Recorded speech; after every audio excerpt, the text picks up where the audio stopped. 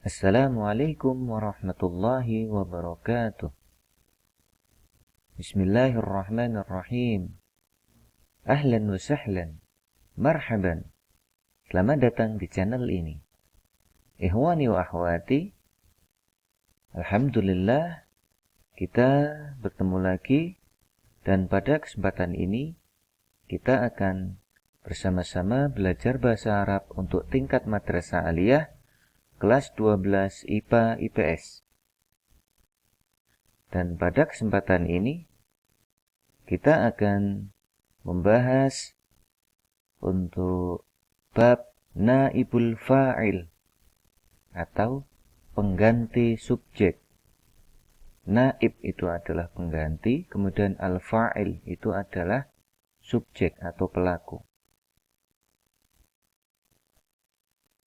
Baik ikhwani wa akhwati, kita bahas untuk materi naibul fa'il ini. Kita awali dengan menyampaikan bahwa dalam susunan bahasa Indonesia kita mengenal kalimat diawali dengan subjek, kemudian predikat, kemudian objek, dan kemudian keterangan. Nah, untuk bahasa Arab, untuk yang jumlah fi'liyah, maka berbeda dengan struktur bahasa Indonesia. Kalimat diawali oleh predikat terlebih dahulu, atau dalam bahasa Arab disebut fi'lun atau fi'il. Jadi yang pertama adalah predikatnya dulu, baru kemudian subjeknya. Kemudian diikuti oleh objek, dan kalau ada diikuti dengan keterangan. Contohnya, Daraba Ahmadu al-kalba. Dalam bahasa Indonesia, Ahmad memukul anjing. Kemudian dalam bahasa Arab ini yang disebutkan adalah darabanya dulu atau predikatnya dulu. Daraba di sini bermakna memukul. Dan ini adalah fi'il madhi, artinya pekerjaannya telah lampau. Kemudian setelah predikat baru diikuti oleh fa'il atau subjeknya. Di sini subjeknya atau fa'ilnya adalah Ahmadu. Kemudian baru diikuti oleh objek atau dalam bahasa Arab adalah maf'ul bih, al-kalba. Jadi daraba Ahmadu al-kalba. Kalimatnya ini menjadi kalimat yang aktif. Kemudian kalau kalimatnya dirubah menjadi kalimat yang pasif, maka kemudian menjadi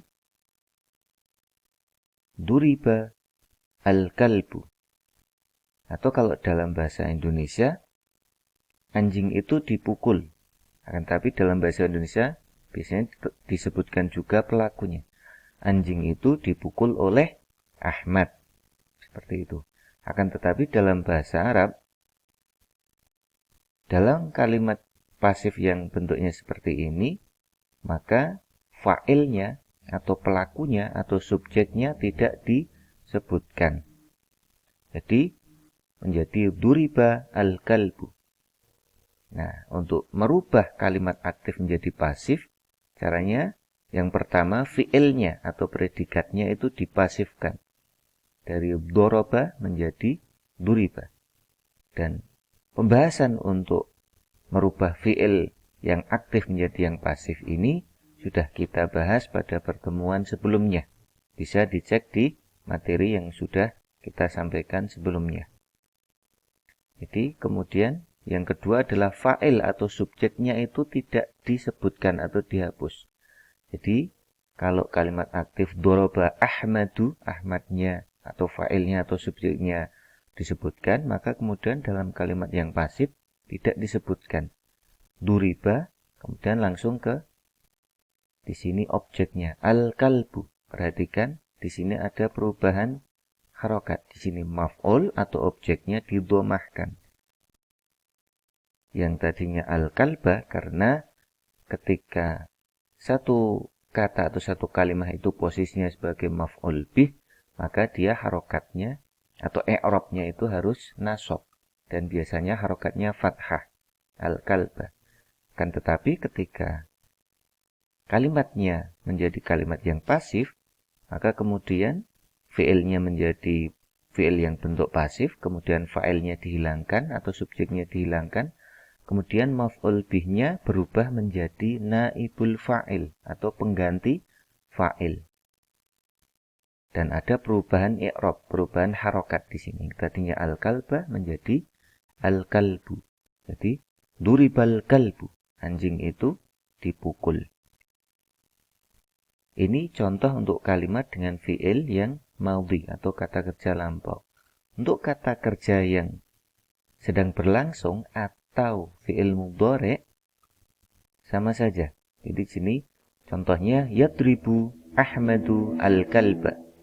Ahmad sedang memukul anjing. Maka kemudian ketika dia dirubah menjadi kalimat yang pasif, maka fi'ilnya itu dirubah menjadi bentuk yang pasif atau majhul. Yadribu menjadi yudrabu. Sama seperti fi'il madhi tadi, cara untuk merubah fi'il mudhari' menjadi pasif atau menjadi majhul itu sudah kita sampaikan pada video sebelumnya. Jadi yadribu menjadi yudrabu. Kemudian fa'ilnya, subjeknya itu tidak disebutkan. Kemudian al-kalba menjadi al-kalbu. Harokatnya atau i'rabnya itu berubah. Jadi yudrabu al-kalbu. Anjing itu sedang dipukul. Nah, kemudian penjelasan untuk kenapa kok kemudian fa'ilnya itu tidak disebutkan, kita bisa dilihat contoh dalam ayat Al-Quran. Ada di surah Al-Baqarah ayat 185, kita baca, A'udzu billahi minasyaitonir rajim, Syahru Ramadhan alladzi unzila fihi al-Qur'an. Bulan Ramadan itu bulan yang di dalamnya diturunkan Al-Qur'an. Di sini ada fi'il yang pasif, unzila. Unzila itu diturunkan. Dan Al-Qur'an yang diturunkan adalah Al-Qur'an. Al-Qur'anu di sini adalah naibul fa'il karena dia disebutkan setelah fi'il yang pasif, unzila. Unzila ini bentuk aktifnya adalah anzala. Anzala kemudian ketika dipasifkan menjadi unzila. Nah, kenapa kok kemudian fa'ilnya atau subjeknya tidak disebutkan, tapi maknanya bisa diketahui? Nah, ini adalah alasan yang pertama. Dipakai bentuk seperti ini, artinya fa'ilnya tidak disebutkan karena fa'ilnya itu sudah jelas. Jadi kalau ditulis secara lengkap, sebenarnya bisa disebutkan seperti ini. Syahrul Ramadhan alladzi anzala Allahu. Allah di sini adalah fa'ilnya atau subjeknya. Jadi anzala Allahu fihi al-Qur'ana. Ini bentuk kalau ditulis dalam bentuk yang aktif. Jadi Syahrul Ramadan, bulan Ramadan itu adalah alladzi adalah anzalallahu fihi, yaitu bulan di mana fihi, ini bulan di mana anzala Allahu. Allah itu menurunkan Al-Qur'ana. Tapi kemudian karena subjeknya itu sudah jelas, maka kemudian di sini bisa dipahami, tidak perlu disebutkan. Unzila fihil Qur'anu. Tapi yang perlu kita sebutkan adalah di sini ada perubahan.